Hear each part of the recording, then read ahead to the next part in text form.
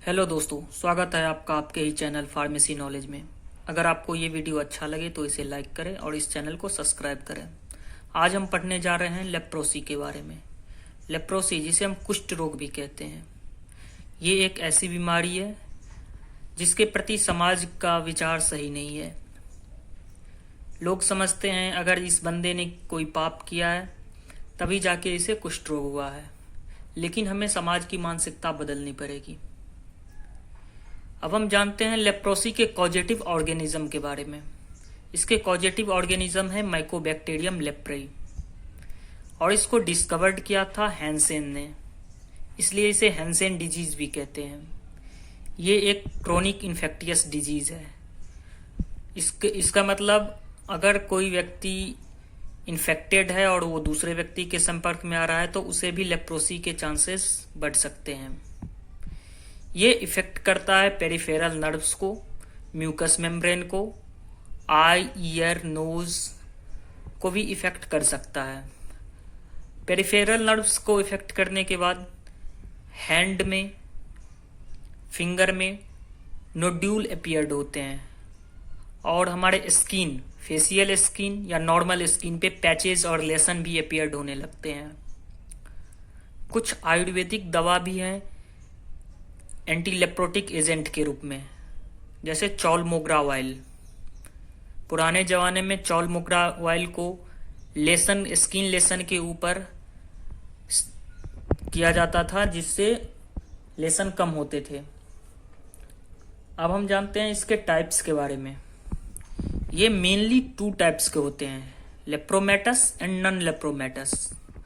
लेप्रोमेटस की बात करें तो अगर सेल मेडिएटेड इम्यूनिटी हमारा लो होगा तो लेप्रोमेटस लेप्रोसी हो सकता है, जिसमें कि नोड्यूल अपीयर्ड होते हैं, और ये नोड्यूल काफ़ी इन्फेक्शियस होते हैं। और जहाँ पे लेप्रोसी के स्किन सिम्टम दिखेंगे वहाँ स्किन का सेंसेशन डल हो जाएगा, मीन्स सेंसेशन बिल्कुल नहीं रहेगी। वहाँ ये कान के ऊपरी हिस्सों में स्वलन आ जाएगी, और नोड्यूल, जहाँ जहाँ नोड्यूल होगा वो डिस्चार्ज होना स्टार्ट हो जाएगा, फ्लूइड डिस्चार्ज करना लगेगा। जो फ्लूइड होता है वो काफ़ी इन्फेक्शियस हो सकता है। कुछ इसके अफेक्टेड ऑर्गन हैं, जैसे कि ईयर, नोज, फेस, आई। और लास्ट स्टेज में लेप्रोसी के लास्ट स्टेज में बैक्टीरिया पेरिफेरल नर्व में पहुंच जाती है और वहां प्रोलिफरेट होना स्टार्ट हो जाता है। कुछ ज़्यादा समय होने के बाद डिफॉर्मिटीज, बदलाव आने लगते हैं आंखों में, हाथ में, टोई में, फिंगर्स में।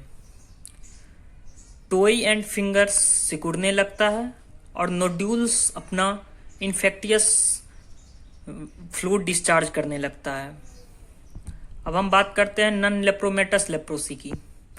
नॉन लेप्रोमेटस लेप्रोसी ज़्यादा इफेक्टिव नहीं है, बट इसमें भी स्किन सेंसेशन कम होने लगता है। कुछ लेसन्स भी अपीयर्ड होते हैं स्किन पे, बट ये नॉन इफेक्टिव है। इट मीन्स ये एक दूसरे से नहीं फैल सकता। इसका सिम्टम कभी 1 साल में अपीयर्ड होता है, कभी कभी सिम्टम अपीयर्ड होने में 5 to 10 ईयर्स लग जाते हैं। लेप्रोसी के बढ़ते केस के कारण वर्ल्ड हेल्थ ऑर्गेनाइजेशन ने 1981 में 3 ड्रग्स की कॉम्बिनेशन का मल्टीपल ड्रग थेरेपी बनाया, जिसमें डेप्सोन, रिफाम्पिसिन एंड क्लोफाजिमिन का कॉम्बिनेशन लेप्रोसी के पेशेंट को दिया जाता है। अब हम जानते हैं इसका लॉन्ग टर्म ट्रीटमेंट चलता है। कभी कभी 6 मंथ में भी ठीक हो जाते हैं, कभी कभी इसके ट्रीटमेंट 2 years to 5 years भी लग जाती है। बहुत सारे अवेयरनेस प्रोग्राम चलाए जाते हैं WHO के द्वारा, जिसमें लोगों की विचारधारा बदलने के लिए काम किया जाता है। अर्ली केस डिटेक्शन, अगर कुछ लेसन अपीयर्ड हुए हैं स्किन पे और उसे हम अर्ली डिटेक्ट कर लेते हैं तो लेप्रोसी को स्टॉप किया जा सकता है। कुछ टेस्ट भी हैं लेप्रोसी के लिए, जिसमें स्किन पंच बायोप्सी लेप्रोमीन स्किन टेस्ट। स्किन पंच बायोप्सी में ईयर के पास से एक छोटा सा स्किन का पीसेस लिया जाता है और उसे अल्कोहल में डिप करके 2 to 3 डेज के लिए रखा जाता है। अगर कुछ लेसन्स अपीयर्ड होते हैं तो लेप्रोसी के केस कंफर्म हो जाते हैं। अब हम बात करेंगे इसके क्लासिफिकेशन के बारे में। इसको मेनली 4 क्लास में डिवाइड किया जाता है। सल्फोनामाइड डेरिवेटिव, जिसके एग्जाम्पल हैं डेप्सोन। फेनाजिन डेरिवेटिव, जिसके एग्जाम्पल है clofazimine. Anti tubercular drug as like rifampicin भी लेप्रोसी के केस में कारगर हैं।